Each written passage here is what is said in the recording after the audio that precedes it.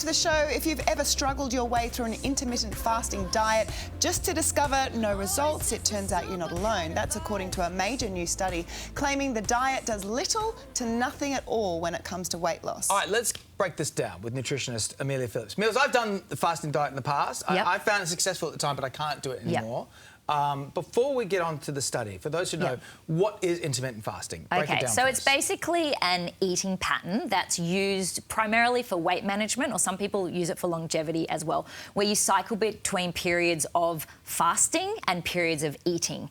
And there's kind of two main frameworks that we see. There's the 5-2, which is this idea of where you're alternating between days of fasting and days of eating. So you might not eat for 24 hours, or you might eat up to 25% of your calories. So that's really low calories, kind of 400 to 600 calories. So that's your 5-2 framework. The second framework that's also really popular as an intermittent fasting technique is the prolonged overnight fast. So that's where you're fasting, you're extending that nighttime period. So it can be, you might have heard of the 16-8, where you're fasting for 16 hours and then eating for 8. But anywhere from a 12-hour fast, so 8 p.m. till 8 a.m., you know, to a 14-hour or a 16-hour. So they're the two main frameworks that we see for intermittent fasting. All right, what did this study reveal? Yeah, so a group at the Cochrane Research Institute, what they did was they pooled together 22 studies. They did what's called a systematic review, where they review all these studies. So it worked out to be around 2,000 participants. And they basically pitted intermittent fasting against two other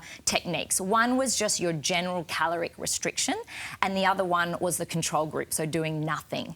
And so they wanted to see, is intermittent fasting have any additional benefits? And the results were no. So there was little to no difference in the caloric restriction group and also in the control group as well. Okay, so does that mean this diet just is debunked? It doesn't work at all? No, it's not that simple. People did lose weight on the diet, but I think what the main message of this study is that there's nothing particularly special about the intermittent fasting approach that made people lose the weight. The reason why we lose weight in any program is because we're in a caloric deficit. So whether it's intermittent fasting, keto, low fat, you know, you name it, even GLP-1s, if you are on those diets or those medications, you're in a caloric deficit.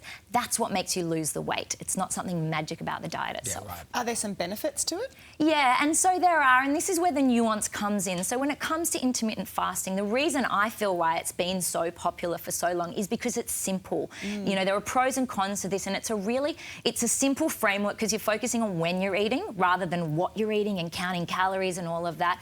And also it's got some really good benefits for fat burning. So we do see that when you are in that fasting window, you're triggering lipolysis, which is fat burning. So we saw people burning more fat. But there are cons to it as well, particularly if you're a woman and you're going through perimenopause or you're under a lot of stress.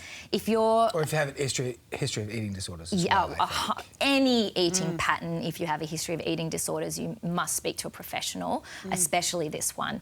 And so, yeah, there are the pros and the cons, and you know, that's why it's a little bit nuanced. And that's why you can't just look at, you know, one diet and say, oh, this is the only way. And I get very frustrated when I see people out there saying, this is the only way to lose weight. But I love the fact, since we've known each other as well doing this show, we've really stepped away from the term diet culture and what that entails and the damage that it's done to people over the years. 100%. So what's good now, because people are so more health conscious, what's a great way of you know, managing what you want to eat, to putting in your body and staying fit and healthy and having longevity? Such a great question. And really, if weight management is a goal for you, then you need to look at a sustainable approach. Whatever approach you're taking, is this something I can do long term? And I'd love to shift the narrative away from restriction, but instead of restricting or reducing, what can I replace? So, for example, if we're wanting to lose weight, we want to replace a lot of the ultra-processed foods with higher protein foods, because as we drop the weight, we want to protect our precious muscle. And so an important way to do that is to make sure we're eating enough protein and is to strength train as well.